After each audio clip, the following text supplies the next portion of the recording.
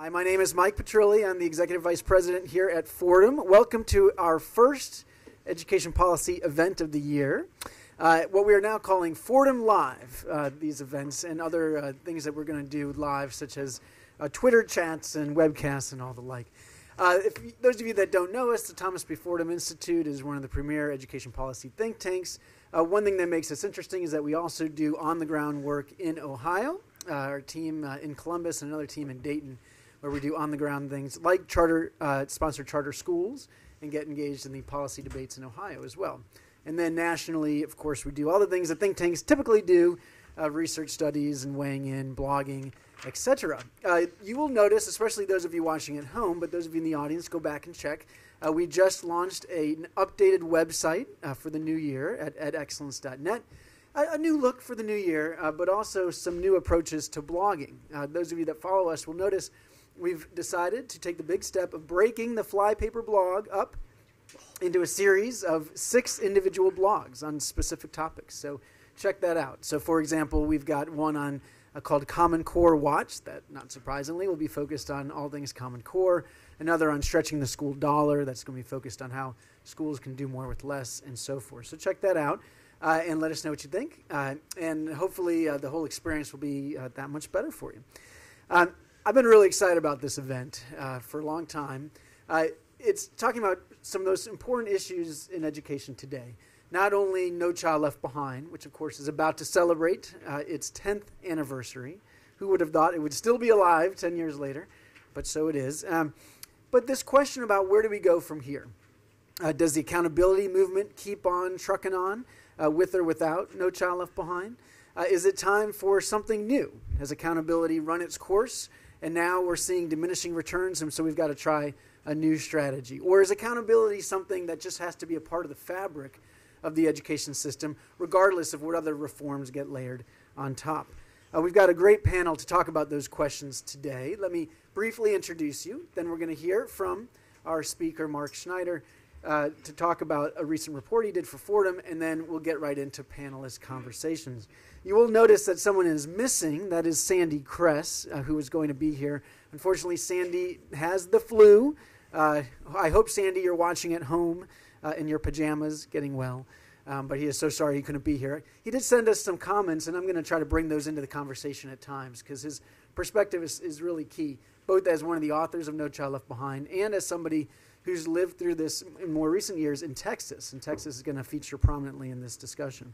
So we've got Mark Schneider here today, someone that we used to call, and I still call, Stat Stud. That's from his time when he was the commissioner of the National Center for Education Statistics. He's now a vice president with a long title at the American Institutes for Research, also affiliated with the American Enterprise Institute. That means AIR and AEI. Keep that straight. Okay. Then we've got Eric Hanushek, the Paul and Jean Hanna Senior Fellow in Education at the Hoover Institute. Probably one of the world's best-known education economists. I do aspire, by the way, I want you to know, to someday have somebody else's name in front of my title. I think that's really cool. So whoever Paul and Jean Hanna are, we appreciate that they support you. And then finally, Charlie Barone, who's the Director of Federal Policy for Democrats for Education Reform, and was on the Hill working for George Miller when No Child Left Behind was enacted. So a really good conversation. We will be bringing all of you into the conversation later this morning, including those of you watching from your home or from your office. You can send questions via email at questions@edexcellence.net, or you can tweet us. And let's see, that the hashtag we're using is hashtag ACCTEnd, so accountability end. ACCTEnd is the hashtag. You Twitterers out there, go at it. Get started. Let's hear you. Okay, with that, we're going to hear from Mark Schneider to talk about a little paper he did for Fordham that came out just a few weeks ago called The Accountability Plateau. Mark, you want to do it from here or up there? I'll do it from here. All right, so Stat Stud, take it away. Thank you so much. So let's just start with the fact pattern. I think we skipped. No, okay. So there's a fact pattern here, and that is that we see, and this is for fourth grade math, and I'm going to be showing the data about fourth grade math first, then some reading, essentially the fact pattern for 8th grade math is pretty much identical to this, but the gains have been somewhat smaller. So basically what I've done here is the red line, we could see Texas, and the blue line underneath it is the nation. And basically what we see is gains from 1992 with the beginning of accountability movements in Texas, and then slow growth in the nation as more states develop accountability systems, and then NCLB comes into effect in 2000. Well, I mean, there's a problem here because of the test dates, but somewhere NCLB, as you know, was enacted in 2001. We see this incredible uptake. There's something wrong with the presentation. It's moving. Yeah, but okay. Anyway, so I'm going to make up some stuff because some slides disappeared. So basically, what we see in this pattern is accountability in Texas associated with incredible gains through the mid-2000s. The nation, slight increase as more states, I argue, adopted accountability. As Rick argues, NCLB made every consequential accountability the law of the land, and we see this incredible increase in math scores following NCLB. And then we end up with this kind of flat, the last few years, we just see this incredible flatness in terms of scores. So what I argue here is that there's this accountability shock, if you will, and I want to be really careful that this is metaphorical, not a real meteor slamming into the school system, but it was a major shock to the system that was associated with incredible increases in scores, math scores. I'll talk about reading in a few minutes, and then followed by what I call the accountability plateau, and that's the leveling of scores at the end of this period for the last few test administrations. There are a couple of other things that are important to note about this. Is that so consequential accountability was built into NCLB. Bad things happen to schools if they didn't hit progress. The other thing that was fundamentally important was that new student groups, the breakout of data for new student groups was fundamentally important to this. So there's an axiom that everybody talks about that what gets measured gets taught, but actually I have a corollary to that who gets measured gets taught. And actually what we then see, of course, is we see these incredible increases. Well, let's see. I can't read these. Which one we got there? Okay, so these are black students. We see increases in scores for Hispanic students, for black students, for the lowest performing students. This is the 10th grade students. We see gains of 20, 25, and 30 points. For the students that are measured, blacks 30 points, Hispanics 25 points, the lowest performing students 25 points. We also see actually that gains were even evident among high performers with gains of about 20 points. I know that Mike and Checker was somewhat disappointed by this because one of the arguments that they've been making is that we've sort of neglected the highest performing students. But the fact pattern is that there were gains among the highest performing students even during this accountability era. The gains were not as large as for blacks, Hispanics, or the lowest performing students, but the fact of the matter is that there were substantial gains. There were substantial gains even for the highest performing students, which sort of violates my corollary that who gets measured gets taught. But so there's inconsistency there. But but the students who were measured did really, really well, better than these other students. What about reading? So this is an interesting problem. So what we have is reading scores that have gone up a whole bunch during the entire accountability period. And the question then, of course, is what is the starting point for NCLB as compared to the entire accountability movement? So part of the problem is the test dates and when do you start crediting NCLB? So basically what we see is if we think of NCLB because of the testing dates, we take 2000 as the baseline. We see 15-point gains for blacks and 17-point gains for Hispanics from 2000 to 2011. But if we take 2002 as the starting point, we see that there's 7 points and 5 points for black and Hispanic students respectively. But the fact of the matter is that if you look at the gains for blacks and Hispanics over the entire range of the accountability era, you see incredibly large gains for fourth grade reading. For fourth grade math, for eighth grade reading, there was no eighth grade NAEP in 2000. So if we look at the gains from 2002 to 2011, they were in fact smaller than they were between 1992 and 2002.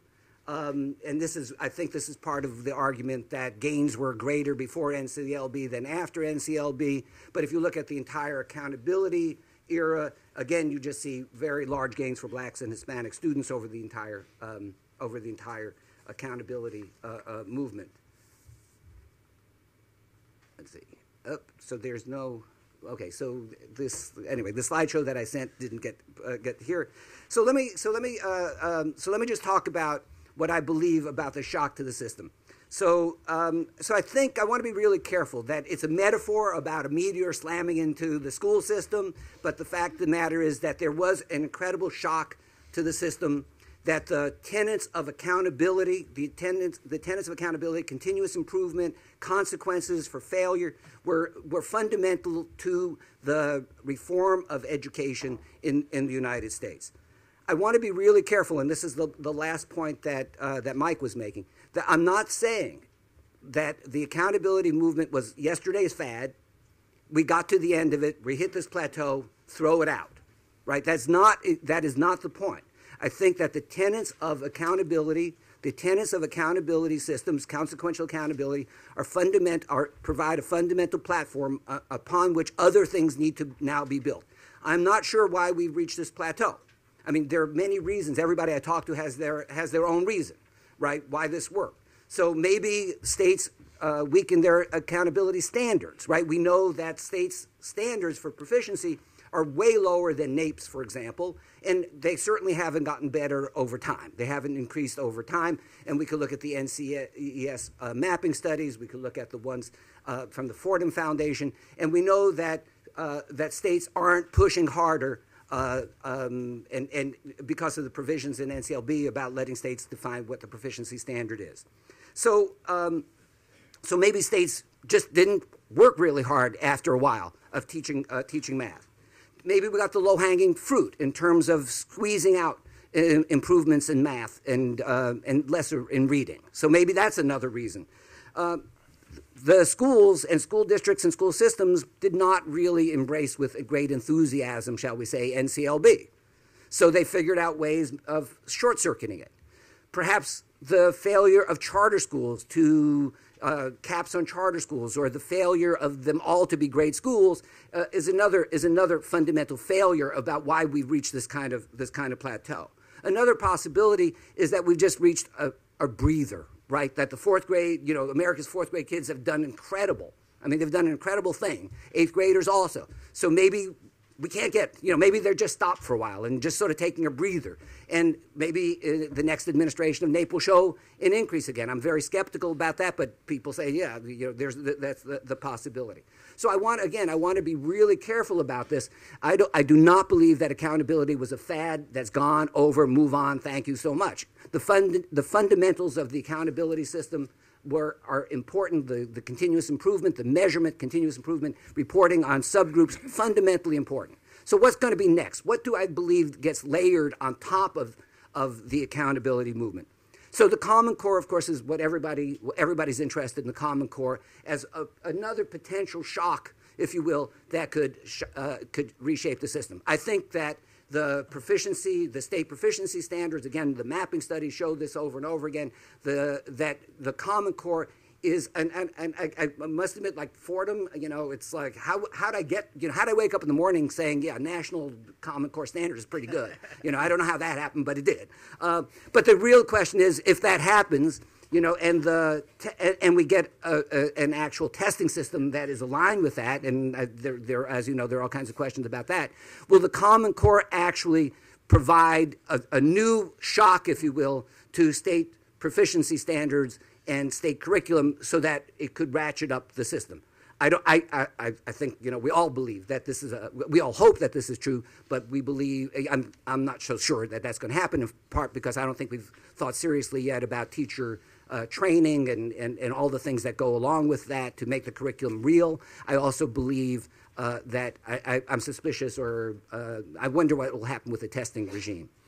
The second one, which I call consequential teacher accountability, right, is the linking of student performance to teachers, right? And I think that this is that movement is intimately linked to the tenets of the accountability movement. So I believe that this is sort of a major thing that could happen, another shock to the system, but I think that fits really closely into the tenets of accountability that we've been struggling with and been working since the early 1990s. And finally, online education is clearly something that everybody's hoping for major rewards from and major transformations from. I think that if we could ever get to what I think of as the virtuous circle between adaptive testing and adaptive teaching, we could actually make major steps forward. And I think that online education can, in fact, we see this really in higher education now. MIT-X, for example, is just, or the Carnegie Open Learning Initiative are examples of really powerful online delivery of education in the higher education world. We need to see how that could play out in the K-12 world. But I think that sooner or later, those kinds of movements by MIT, by Carnegie Mellon, by others, is just going to radically change certainly high schools and probably education throughout the K-12 world. So with that, I will end. Good. 10 minutes. Pretty good. Not bad. Okay, a lot to chew on here. Let me dig into the data you presented a little bit more, Mark. In your report, there was a special focus on Texas. Now, let's be honest. The reason there was a special focus on Texas was because back in October when we asked you to do this report, it looked like Texas was going to be a very interesting state in 2012. In light of recent events, Texas is less interesting than it used to be. Right. Thank you, Governor Perry. But what you found as you started digging into the performance trends in Texas was that here was an early adopter state, early to testing and accountability, and that the trends you saw for Texas seemed to precede the trends you saw for the country as a whole. So there's a question there. True or false? True or false? Well, actually, when Mike came and asked me to do this, it was going to be a Texas focus, but it seemed to me that we needed a comparison group, so of course comparison group would be the nation. But I was actually struck. So I've looked at these data for years, but just laying them out from 1992 forward, right, to the last administration of NAEP, and then looking at these shapes of these curves, for me was just absolutely striking. And I think that, again, the accountability movement, Texas was one of the first states to adopt it. You see these early gains, early consistent gains, and then this incredible jump from in the NCLB adoption. But it was really the plateau at the end that actually caught my attention. So on one hand, I think if you just looked at the Texas the flat end of the Texas curve, you say, well, this is Rick Perry cutting money out of Texas education, whatever. But if you look at the fact that this is actually nationwide, I think you end up with a much deeper question about the entire accountability movement and whether or not there is this accountability plateau. And you see this with some of the other early adopter states as well. Most recently for NAEP, for example, in Florida, we've seen some plateauing, even some decline. Some other states, so you've got some of these leading states that we've been rooting for 2 decades now, that again showed the early gains and then also earlier plateaus than the rest of the country. Okay, so let's turn to Rick Hanushek. Rick, you did probably some of the first work and most important work demonstrating that consequential accountability may be what's to explain these bumps in test scores, especially with the early adopter states. When you listen to Mark's presentation, does this make sense to you? Do you think that this is the right way to interpret the data and the trend lines that we've seen? The accountability movement had this big impact, but that's now kind of losing steam over time. Well, it's hard to compete with Mark on his data. He's got it right that we have in fact plateaued in terms of achievement. It's a question about what you make of that in terms of accountability and whether you say that this is something that we should change in accountability. I don't view accountability as this meteor shock or it had that impact, but what accountability does was a change in the paradigm where it said you have to look at outcomes as opposed to inputs. And that is fundamental to every reform we can think of today, is that it's outcome-based now, and it's changed the language. Now within that, I think if we want to look at NCLB specifically, with all due respect, NCLB was a great experiment, but it was done with very little information beforehand of how to design an accountability system, and it's flawed. I mean, everybody who looks at NCLB recognizes that there are flaws and things that could be changed to improve it. The politics get in the way because lots of people don't like the outcome focus. But it's an incentive system in some sense that should be reversed. The federal government shouldn't be telling schools how to run schools. It should be telling them what to do, which is a little bit of the Common Core and national standards. But it should allow the states to decide how you get there. And I think that that change in the incentive structure is important. So, Rick, let me ask a more fundamental question. I mean, there's plenty of debate. There's just been debate in the last couple of days on Twitter and in the blogosphere about whether it was accountability that gets the credit for these big gains in the late 90s, early 2000s. Other people will say ETS had a report making the claim that it might have been class size reduction. There's other people might say, hey, it was something in that study. Thank you. We'll get to that. Something, could have been something societal, that in the early 90s, this low performance in the late 80s, early 90s was the crack cocaine epidemic and all the other problems related to that in our urban communities. And once that cleared up, you see progress with the better economy in the 90s. I mean, what gives you confidence that accountability is what is most responsible for those achievement gains? There's been a lot of attempt at serious study of the determinants of achievement over time. It's an extraordinarily difficult scientific question to pinpoint the impact of NCLB. Excuse me. It's difficult scientifically to pinpoint the impact of NCLB per se because it came into existence when a majority of the states already had their own accountability systems. And so whether it was NCLB or not, I'm not sure. I think that there's everybody who looks at the data, except for maybe ETS, believes that accountability had a positive impact on achievement. Everybody recognizes that it didn't close the gap with the leading nations, and it isn't the only policy and all of that stuff. But all of the scientific evidence suggests that there is a positive and significant impact.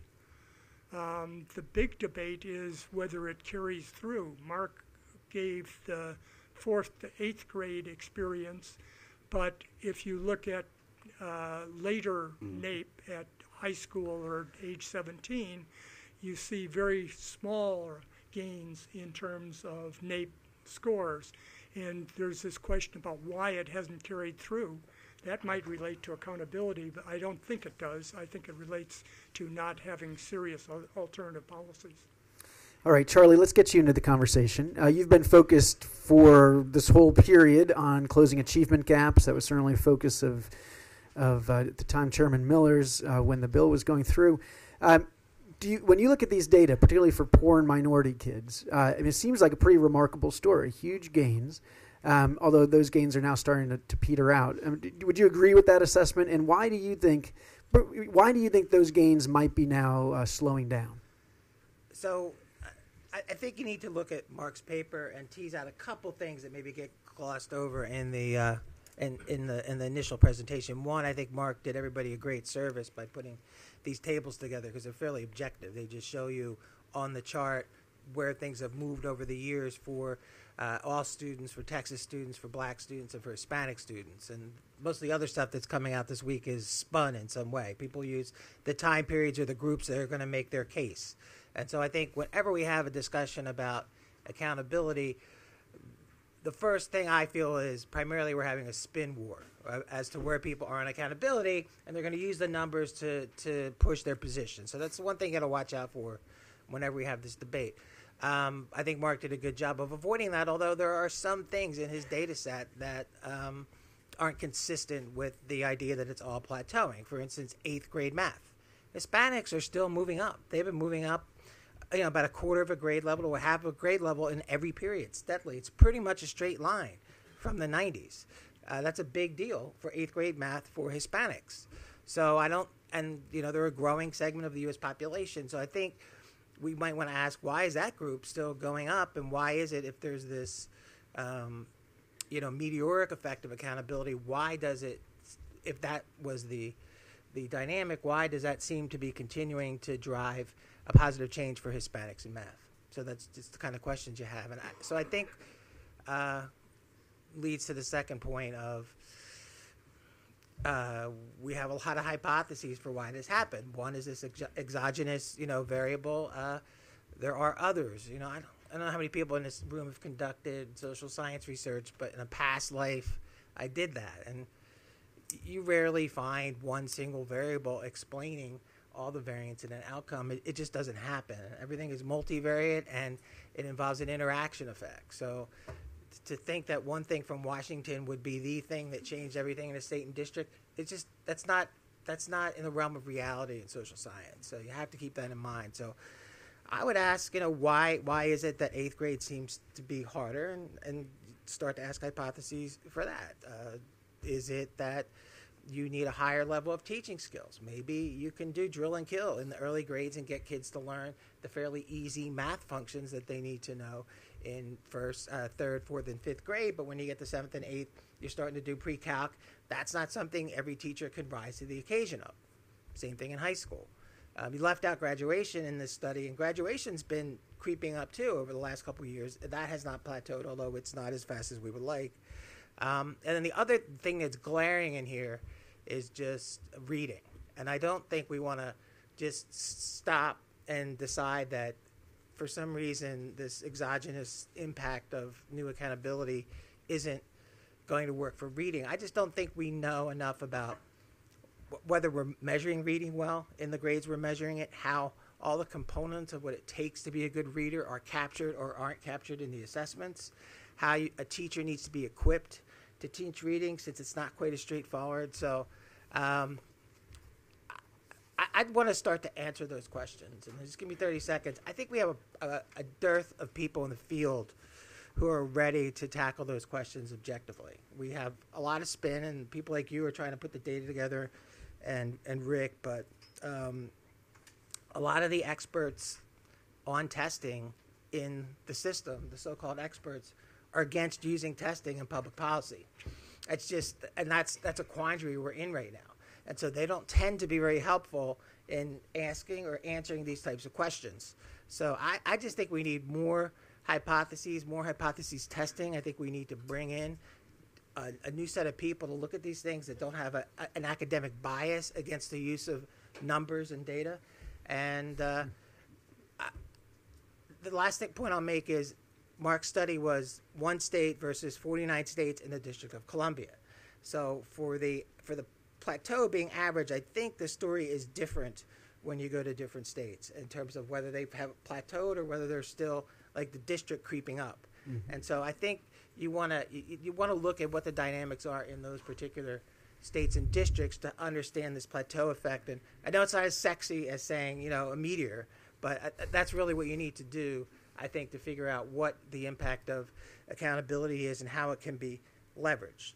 In every change operation that exists, you always hit a plateau, no matter what it is, in healthcare, in fitness, in all sorts of areas, and there are always ways to get beyond the plateau. But one thing you don't do when you're trying to get off the plateau is stop measuring. You keep measuring. Okay. Let me bring in a point that Sandy Kress was going to make related to reading, since you raised it. And Sandy said, look, if you go back and you look at the data for African Americans and Latinos, what you see is, a strange dip in the early 90s and then growth again through the 90s and continued through today, such that African Americans and Latinos are reading at all-time highs. Let's say, I think it was for Latinos 2 grade levels above where they were before, and for African Americans at least a grade level above where they were before. So it's not like there hasn't been progress in reading. It hasn't been quite as dramatic as for math, and it certainly doesn't show up in the national averages like it does for math. But if you look at the subgroups, there's been progress there too. All right, well, let me ask you all. You all are especially Mark and Rick, academics trained in looking at these big macro questions. But let me get you inside the schools and say, okay, if we accept that testing came in related with other things, as Charlie says, and we have stronger results as a result, stronger achievement results, what do you think actually happened inside schools that explains that? I mean, do we have any evidence? What do we know from the literature that if this, how did it get us from point A to point B? Was it that we think schools changed out their teachers, that they did more professional development, that they changed their teaching? What actually happened inside schools that can explain stronger performance today? In some cases, strikingly better performance today. Anybody want to take a crack at that? Well, so I think there's no question that, especially in high schools, which are, of course, not covered by NCLB, that more time was spent on math and reading.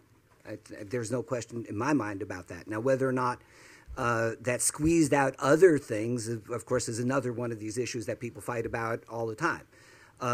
So SAS, for example, which is not one of my favorite studies, but the fact is that SAS showed that school days got longer, right? And that there was more time on instruction more time instruction in general. So whether or not that meant that squeezed out other things that were important is a different question. If you look at the more detailed studies that we have for high school transcript studies, for example, we see that that what happened, in fact, was that students took much more courses, many more academic courses than they have ever done before after NCLB.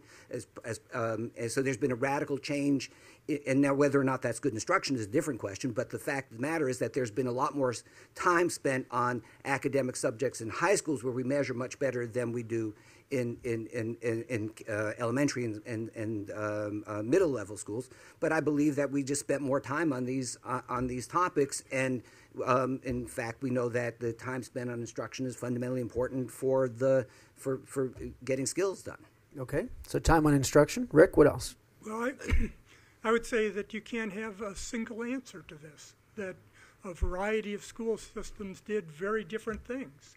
They were suddenly much more focused on student performance. They, for the first time ever, had actual data on student performance and learning gains of students, and different schools did different things. Some tried to pursue professional development. Some pursued much more radical changes in the time spent on these subjects. Some pursued different teachers. Some of the work I've done, for example, suggests that there are a few teachers that have a huge negative impact on learning.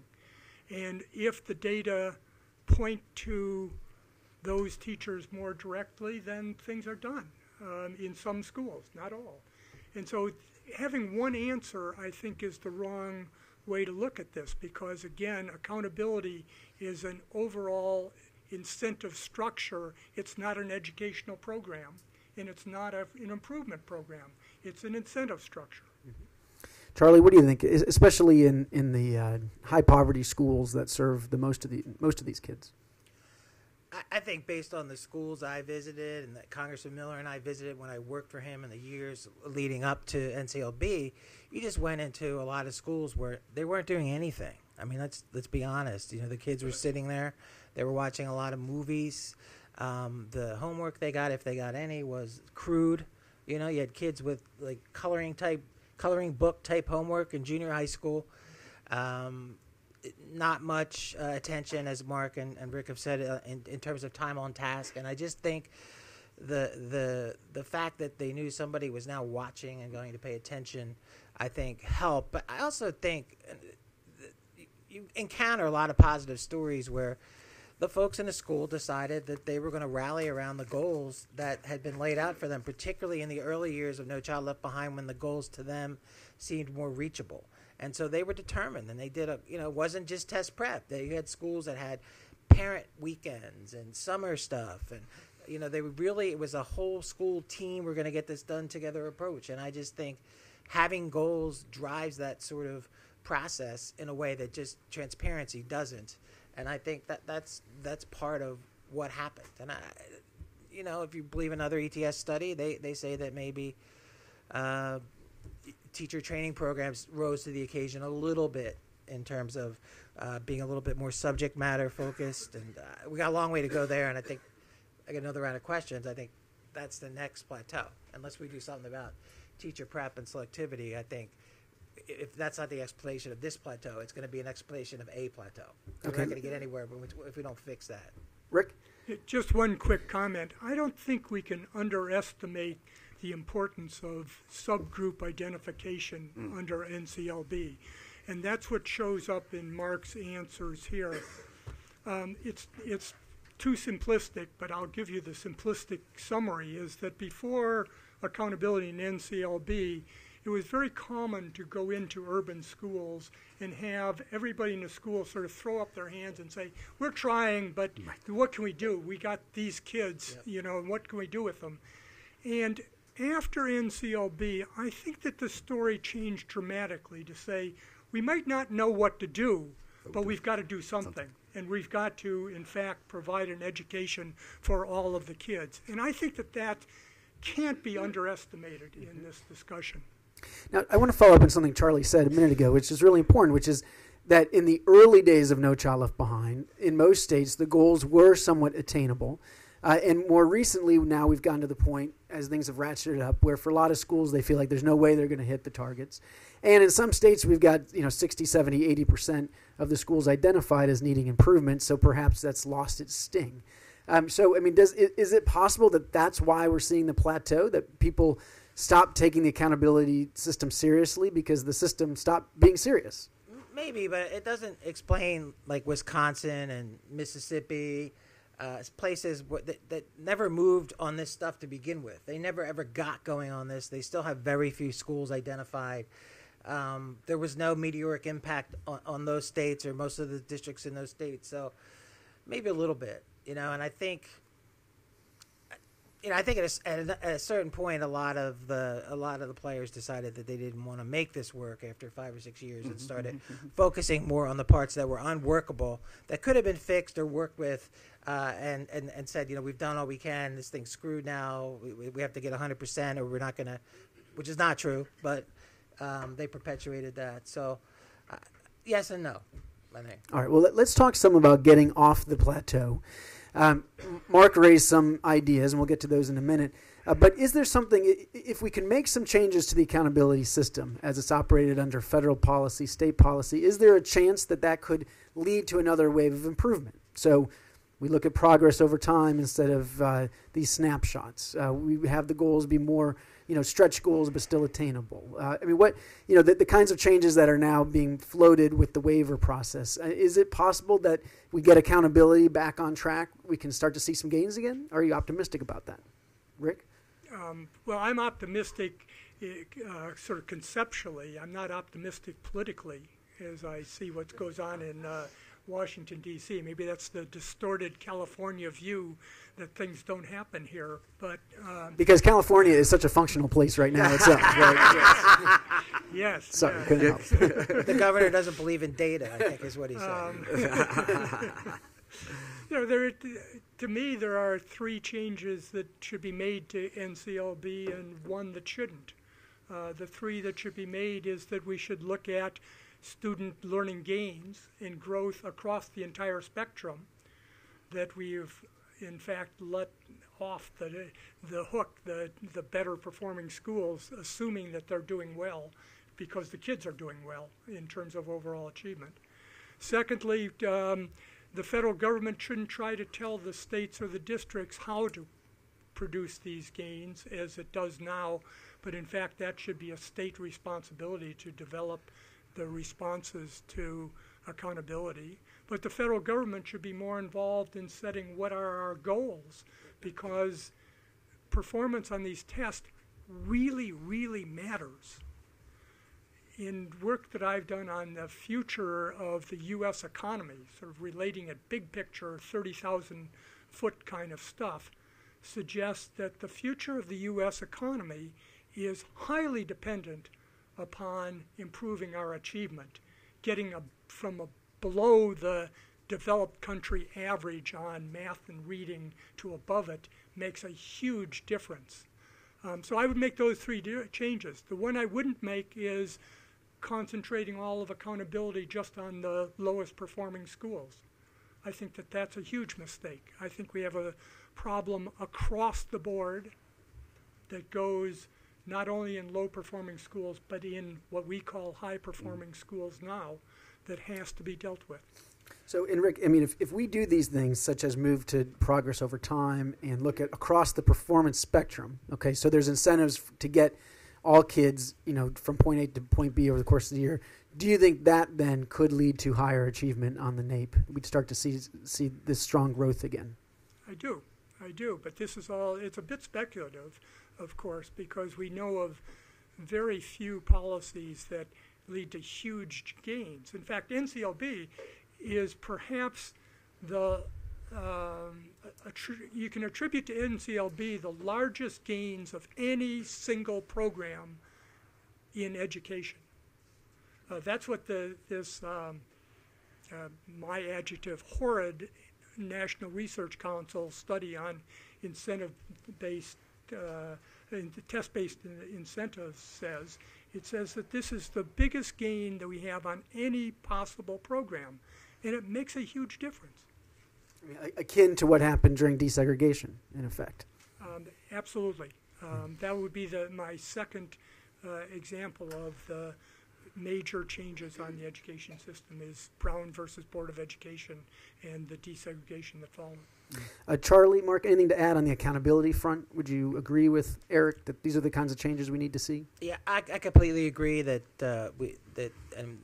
this isn't where we are here in D.C. right now. Remind everybody, it's nice that we're talking like this on this panel, but we do not have either the House or the Senate persuaded that setting goals is an important function for federal programs, particularly those that are aimed at the kids who are lowest achieving.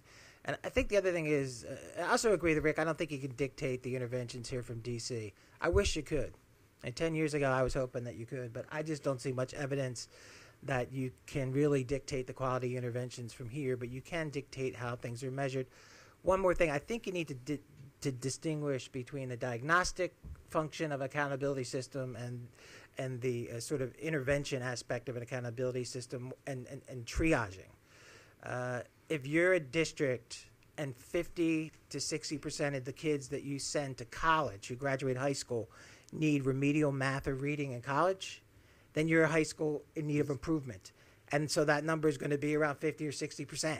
So that's the reality. Unless you say that remediation in college is okay, pretty much most high schools need improvement in preparing kids for college. So get over it, that it's a high number. That's just the way it is.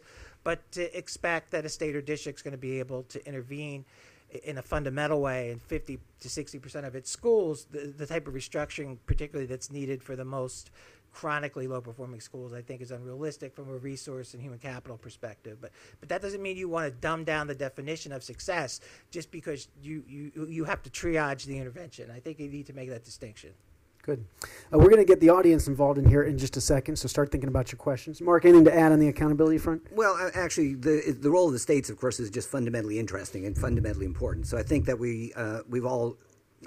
I believe that there's consensus up here. I'm not sure about outside of the panel that the role of the states is fundamental, and that we have to be really careful about preserving their well, it's their constitutional authority and their constitutional responsibility for education. I mean, this is the way it's structured.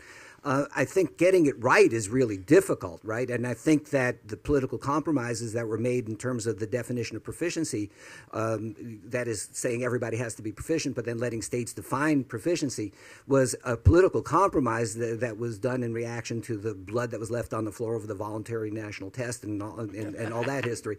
But I mean, that was something that was trying to get states involved in a way, but that actually went. I think was one of the fatal flaws in NCLB. It was a political compromise that led to this incredible range in the definition of proficiency state by state. So we have to be smarter about how we engage states in this. But the states have the power, the states have the authority, the states have the responsibility. It's a federal system. It's a constitutional system that gives them these rights and these powers. So getting it right is really hard, but we have to work on that. All right, so that's a good segue to talk about Common Core briefly. Mark put that on the table earlier, that's saying, okay, now we're having, and for 46, 47 states, if they stay on board, if the assessments come out right, that we're going to ratchet up these standards dramatically. This is going to push a lot more kids, not just the low-achieving kids, but a lot more kids to reach this higher bar. It seems like you could expect, if everything goes right, this could be another meteor that's going to be a shock to the system. Rick, Charlie, are you optimistic? No. I'm sorry. Oh, I was just going to say, but possibly not for all the same reasons. I'm not a big curriculum standards kind of person because picking up on your catty remark about my home state, by Fordham standards, California has some of the best standards in the nation. If we look around, and they're 47th in the nation in terms of performance. This, I don't think, is the key element. Now, the testing is an important issue in getting the test right, and we haven't done that at all. Tests can be dramatically improved in getting away from picking an arbitrary cut score and all of that business, I think would be useful. But I don't see that the Common Core, even if we pass through all of the bloody fighting, is going to have much impact. Yeah, I completely agree with that. If you map out how NCES or Fordham rates states in terms of the rigor of their standards, high to low, and then you look high to low on NAEP, there's kind of a line you can draw through it. Mississippi's at the bottom, Massachusetts is at the top, but in the middle, you got states like California, high standards, fairly low achievement. Folks in the middle, like Delaware, pretty medium standards, but have shown some gains over time. But I'm not optimistic. I really think that we've reached a point where you're going to really have to deal with human capital beyond professional development. And look, we all know this. Everybody that's been on a college campus, some people move into teaching because they really want to do it, and they don't care that it's low pay and low prestige. But a lot of people wind up over there because they don't know where else they're going to go. And it's known as a place where it's easy to get in. If you get in, you're going to get A's and B's. If you sit in your seat, you're going to get a diploma. You'll likely get a job. And if you sit in your seat there for 3 to 5 years, you're going to have tenure for life. And then folks like us come along and go, guess what? We're raising standards, and you're going to need to do much more in terms of getting all your kids to these college and career-ready standards. No wonder people are so upset. I mean, that's not what they signed up for. A lot of people in the system, this isn't to disparage any one person, it's just the way that the system works. The education training system is not a system that likes to deliver bad news to people. It's not comfortable with saying, you know what, I like you, you're a great person, I think you might be a good teacher, but you're going to have to get a lot better at math if you're going to get out of this program. It just doesn't happen very often. And then I think you've got to install a pay structure and expectation structure. 3 months off in the summer? I mean, you got, so the whole thing has to change. I think if we're going to really take it to the next level. Okay, so for the record, Democrats for Education Reform is against summers off. Just for teachers. I want I declare August. Yeah. How about for state legislators? They take summers off too usually. All right, so that is, I mean, that's the other point Mark made is the teacher accountability. That we've had accountability for 15 or 20 years, but that's always been a little amorphous, right? It's been holding schools accountable. Well, what does that mean? The school looks bad, there might be a bad newspaper story, but none of the adults in the school, maybe the principal, but otherwise none of those adults are really impacted by those results. Now we've got states that are trying to change that. Rigorous teacher evaluation systems, tenure reform, performance pay. Is this the next wave? Once we get accountability to the teacher level, then we're going to get teachers even more sharply focused on student achievement. Well, I'll come along on that. I have been pretty strong on the value of effective teachers, and that's the only thing, in my opinion, that's going to change U.S. education is improving the average quality of our teachers. You can do that in a variety of different ways. As best I can tell, we don't quite know how to do it on a broad scale by just professional development, taking the people that come through the teachers' colleges and making them better once they're there. In my opinion, we ought to just live with the fact that we don't know how to train or develop good teachers and make decisions on the basis of who does a good job and who doesn't. The same way that almost every profession does is makes judgments on the basis of performance as opposed to how they got there. That's the key. I should add one other thing. Much of the public debate has gone on about whether we should use test scores to measure teacher performance. And I know of nobody who believes that test scores should be the sole means of evaluating teachers. I think almost everybody believes that test scores should come in some manner, but that we have to improve the other evaluation systems. And let's face it, nationally, we have not had any real evaluation of teachers until a few places in the last few years. And that's got to change. Right. So even if those evaluations, the videotaping or the serious observations, even that, regardless of whether student achievement's included, that could have an impact because we're finally paying attention to teacher practice, giving feedback, evaluating people in a serious way. If you go to these presentations where people are talking about some of the Gates projects that are going on, these teachers, it's the first time they've ever been videotaped.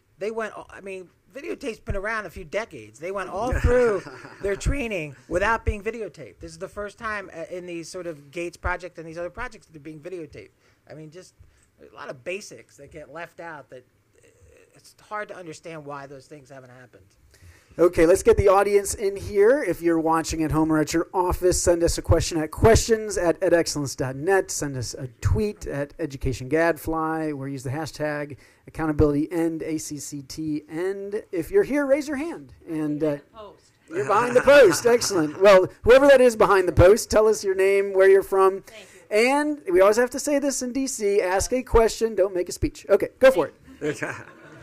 I'm Roberta Stanley, and I'm Director of Federal Affairs for the National School Boards Association. But prior to this, I worked in the Michigan Department of Education for 28 years. My observation is that where we sit today, the capacity of state education agencies is the least level it's been in maybe 20 years, 25 years. What do you propose to make it improve? Okay. And be deeper. So a lot of these reforms that we're talking about that could be the next meteors in a positive way require state capacity, and they've been suffered a lot of budget cuts, serious budget cuts, low capacity. A lot of those people at state departments of ed are basically funded by federal dollars, or they're not there. Yeah, they primarily focus on monitoring and compliance. Yep. And What? back off on technical assistance, which is what local school districts really need. Right, and saying that they've been focused on just compliance issues mostly in monitoring. So what can we do about that problem? Well, as a starting point, Roberta, I think I agree completely with you, and that's been one of the unintended consequences of NCLB, is that in the states that did have an evaluation unit before accountability, they don't have it now. It's a part of their accountability staff. What I think that has to happen is that states have to take the lead and to develop this. States have to recognize that If you go to New Jersey and there's 580 school districts, the state has to take a lead in providing some guidance to local districts on how to perform. And that's an investment at the state level, which state levels have been decimated, and that has to be built up. Oh. We're going to get to another question. We'll come back to if we've got time. Okay, over here, yes, in the front row from the Department of Education. Hi, Joanne Weiss from the U.S. Department of Education. So one of the things about this plateau effect that has been, that I've been wondering about as I read your study, Mark, was in England, as you know, they did consequential accountability. After they found a plateau effect, a bunch of the folks who were part of that reform movement went to Ontario, and the big takeaway they had when they went to Ontario and tried to develop a system, an education system in Ontario that was an improvement, was that consequential accountability was not really a good lever, and that if you wanted continuous improvement as opposed to a sort of shock that then leveled out, you needed to do sort of a whole different human capital-based reform, which I think we would all agree is important, but specifically without consequential accountability, with maybe some transparency, but that consequential accountability was actually detrimental to improvement. As you sort of looked at that work and your work, how do you guys, any of you, think about what, like Michael Fullen and others have said about accountability in that respect? So transparency is fundamentally important, but it seems to me that the data, so part of the problem is we have one data stream, right? We have a fact pattern. We have some variation around it, which in a 10-page paper, I didn't go into all the variation across it, but we have a fundamental fact pattern, and we have one fact pattern, and we have a little bit more than one fact pattern, but we have a fundamental fact pattern, and we have endless numbers of theories that could be applied to it. So I'm going to go back to the fact pattern and to say that consequential accountability was not a good tool, was not a productive tool. For me, the fact pattern says that that's wrong, right? So maybe it's not right in Ontario, but I mean the evidence since 1992 was that consequential accountability. And again, look, I mean we've had accountability movements before, but for me the beginning in Texas and other states in the early 1990s was the opening of a new accountability, if you will, a new accountability era. And we've been in this since the early 1990s, and we have this fact pattern that I look at, and there's an association here between the adoption of accountability in states, and this is Rick's work on this, then NCLB with this giant jump in especially math. And we just see these. So I don't think that transparency alone is sufficient. I believe in transparency, and I commend the Department of Education for pushing on this in lots of areas. But we do, in fact, need something that goes along with transparency. Transparency without accountability, I don't think is sufficient. I'm curious what Rick would say about this. In particular, this is part of the international evidence that says you do one thing if you want to get from sort of bad to good, but if you want to go from good to great, you need a different strategy. And so is this a case where beating schools over the head can have this one-time impact, but eventually you got to stop it? So I'm not sure ever about how to use international evidence, even though I spend a lot of time looking at international data.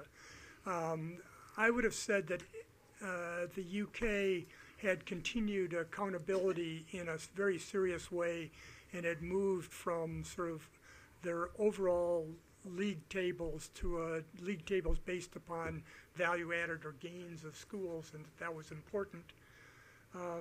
Secondly, I think it's wrong to say consequential accountability in one broad sweep without thinking of different kinds of consequences. There are sanctions that you might apply when a school looks hopeless, and I think that that's important. There are rewards that you might apply when a school looks like it's doing well. Both of those are consequential accountability. And what we had before NCLB was many more states provided rewards and didn't provide any sanctions, and we moved more toward entirely sanction-based accountability. I think that's probably incorrect. But thirdly, I think that the international experience across the board suggests that more local autonomy is important in local decision making as opposed to national or federal decision making. Okay, great question. We've got a question from the audience online. This is from David Long, who asked whether supplemental educational services can help explain these gains that we've seen in the NCLB era. Anybody want to weigh in on that? No, I wasn't sure that we'd gotten much out of supplemental services. It's a nice idea, and I think it's something that lots of school systems should be doing. But as a general outcome, I don't think that explains the patterns that Mark has. Right, and I think that I would agree with that the evidence is pretty thin and not surprising. You're talking about 30 hours, maybe 60 hours of tutoring over the course of a year. That's just not enough of an intervention to expect much in terms of impacts. Okay, who's got another question? Over here. Again, tell us your name, where you're from, ask a question. Hi, I'm Jennifer Daniels. I'm with the Archdiocese of Washington Catholic Schools, and I just wanted to throw out an idea that perhaps the accountability has plateaued because we collected all this data and didn't do much with it, and perhaps teachers aren't trained and don't really have the time to dive into all this data and then turn it into information which then informs instruction on a real-time basis, particularly when there's one big test at the end of the year and then goodbye kids, sorry y'all did so poorly, but good luck to the next teacher. And I thought of this particular, Mark, with your comments about using online learning and digital learning to improve ongoing assessment throughout the school year, which turns into personalized, individualized academic plans in real time. So I think that's a fundamental, that insight and that comment is fundamental to a total reevaluation of the way in which we think about testing and the feedback of testing results. So the way in which, and I'll talk more about the college experience because I just had a dinner with a bunch of students, really smart students from William and Mary. And I said, what's your learning like? And they say, well, we get a midterm and a final. The midterm comes back 3 weeks later with some vague marks and an A on it or whatever.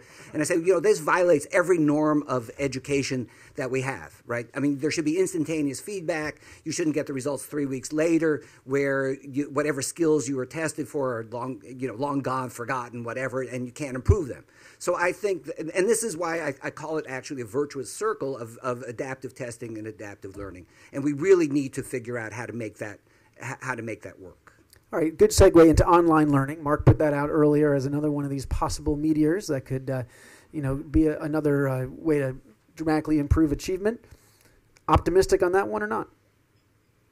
I personally am optimistic. I don't think we know quite when and where to introduce online learning, but when you look at some of the products that are there, they're quite extraordinary.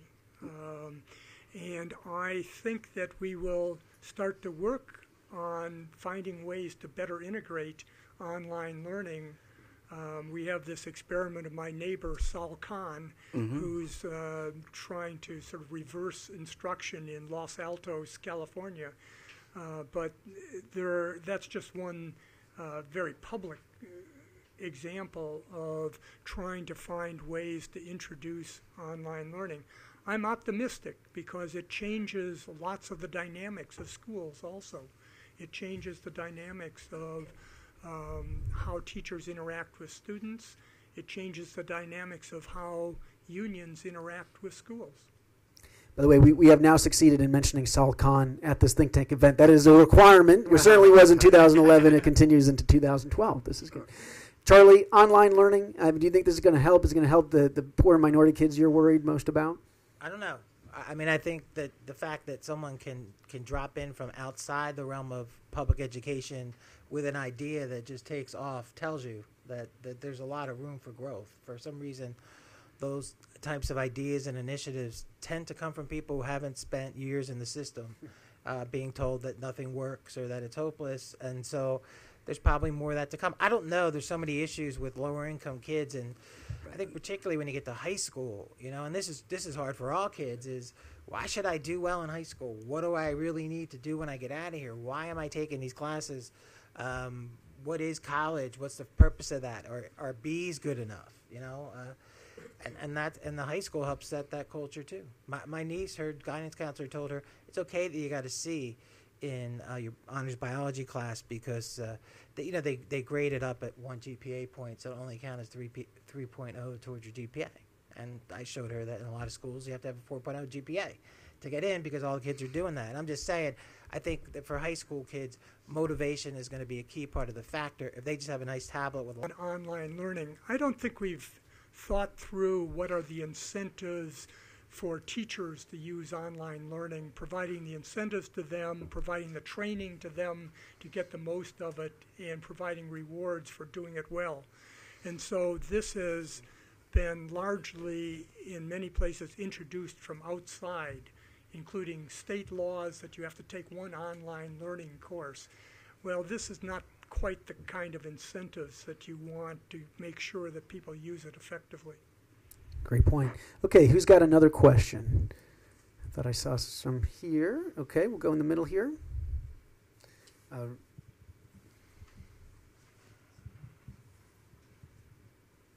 My name is Pam Truesdell. I'm an Einstein Fellow working at the National Science Foundation, and I was a teacher in Cincinnati for 30 years. My concern is that you said what is going to be measured is what we teach, is the axiom that we go by, which is I believe is true. And I've known of schools that give up a month before the testing to focus on the test itself. Don't you think we're sacrificing things with the accountability movement that this country was built on, creativity and inventiveness and things like that, that in the long run we're really going to wind up needing those back again, especially in the view of the way the economy is going right now. And we see signs in the younger generation that they're having difficulties with those types of thought processes and things like that. So Okay, good. So this question really goes to trade-offs, that we're focused on math and reading achievement as defined on these tests. And are we encouraging schools to ignore other things that might be just as important, if not more important? So I think that the focus is more than just math and reading, but I'll come back to that in a second. I mean, so there's writing and science are all part of this, are all core to what NAEP, for example, is about. I mean, these are core subjects. So I want to go back to the reading and math. When I was at NCES, we got criticism all the time about NAEP. It was wrong. It was driving too many things. It was too focal, et cetera.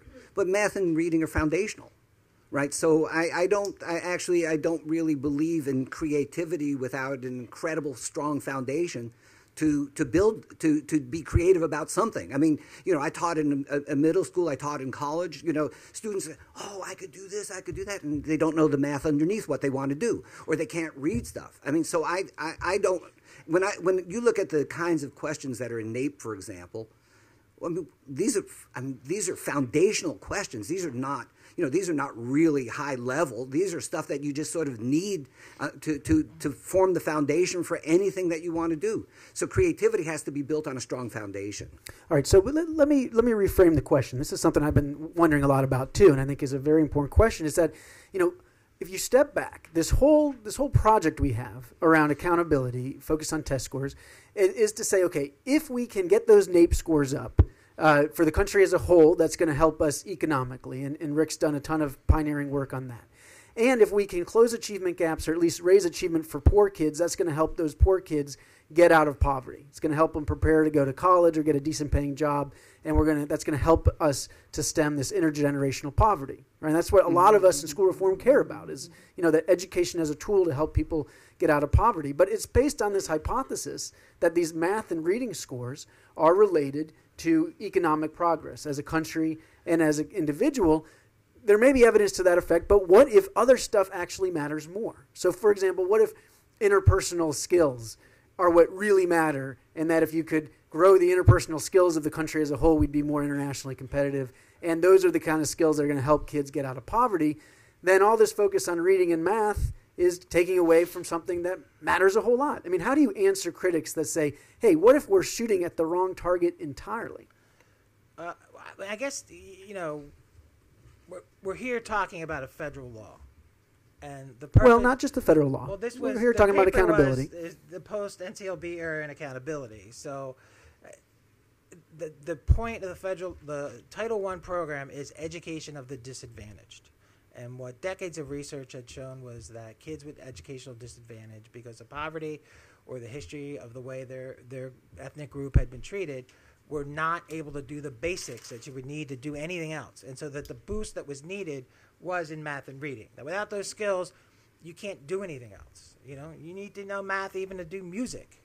So that's one issue I think you need to keep in mind. Nobody said that's sufficient and that all they'll need to know is math and reading and everything will be fine. People were like, we're going to start biting off one part of the problem that we can work on and move on. Science is the thing that got added on to NCLB, and most people don't know it, but NCLB requires testing in science, and people anticipated that science was going to become part of the accountability system. So that is in the law, and states and districts haven't been, there hasn't been enforcement of that so much. I guess Joanne could tell us where that stands now, but that is in there. And the other second point, though, is there's a lot of things you could call creative that aren't learning. And I think you need to distinguish between what's creative and leads to something that's constructive in learning and what's not. I saw a kid with an assignment last week. She's in an honors chemistry class, junior in high school. Her assignment was to come up with an advertising campaign for an element in the periodic table. Creative. Is that going to help her better grasp chemistry and work with it in a way that helps her learn and integrate? No. So I think it behooves the field to define what's creative that's linked to something that's going to grow a kid's brain and lead them to have a skill.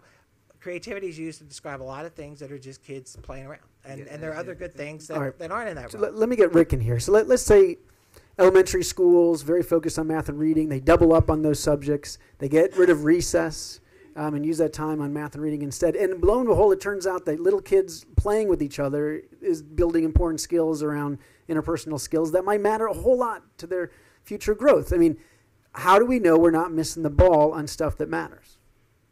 We know that there's a whole range of things that are important, and math and reading is a component of it. We don't measure these things very well, and we don't know how to develop them very well. And so the idea that we don't work on something that we know is important and that we have an idea of how to produce in the hope or concern that there's something else there strikes me as kind of the wrong-headed way to go at it. Let me speak for 1 second on creativity, because this is an issue that comes up all the time. Here is where California can stand up. California is creative in all kinds of ways, but I live basically in the heart of Silicon Valley. What's creative there? Google gives a test to employees that's math and science. That's a very clever math test. I mean, it takes lots of skills. One of my PhDs in physics was pondering a couple of the questions on the Google test. And they are perhaps one of the more creative companies in the world. What's going on there? Well, the creativity, it doesn't come as a trade-off with having skills. Having skills is important, but the creativity comes in response to the incentives that are provided. If you stand in the middle of Silicon Valley for any period of time, a week will do, the creative energy of people searching around to do something different, more productive, and more energetic is amazing. Did they get that because they went to school and didn't get any skills? I don't think so. I don't see that there's a trade-off there, and that the creativity that the U.S. has had is a response to having the best economic institutions in the world, and that's where the creativity comes from.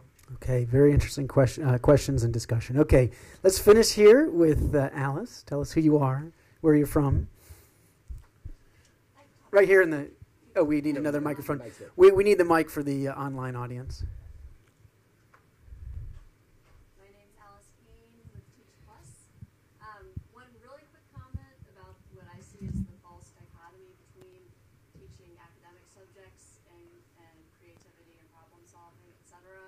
And that is, I think there's a lot of room for adults in the system and schools to lead by example, like using creative means of teaching those subjects. What always comes to mind is the school I got to know in Oregon where they teach, they're hitting math scores out of the park by teaching music, and by teaching music in some really cool, fun, creative ways that the kids love.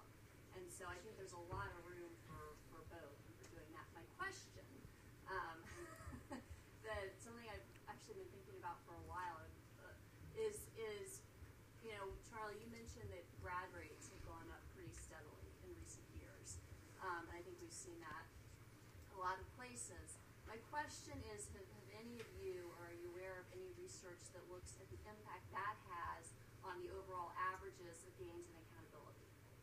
Because, you know, obviously it's great to keep more kids in school, but some of the kids who are now staying may be bringing down some of the academic averages when they're there as they get up to speed. So is that Interesting sort of question. affecting the numbers? So particularly, we see these, you know, lackluster results of 12th grade NAEP. Is that maybe because more kids are staying who would have dropped out before? Interesting question. Any evidence on that? I've seen that point made, but I don't know that anybody's teased it out. It's nuances like that are tough, right? People still, when they see that SAT scores have gone down, can't integrate that with the fact that more kids are taking it, and you know, so it's tough for people to hold those two things in their head at the same. I've seen a point made, but no, I've not seen anybody tease it out. Maybe the data are slow to getting to California, but I don't see great changes in grad rates across the country, and I don't think that the changes we've seen are sufficient to have any impact on the long-term NAEP for 17-year-olds. Now, there are other issues about testing high school kids and whether they aren't very motivated and so forth, but I don't think it's just grad rates that are doing it. Okay. That brings us to the end of our conversation. Please join me in thanking our great panelists today.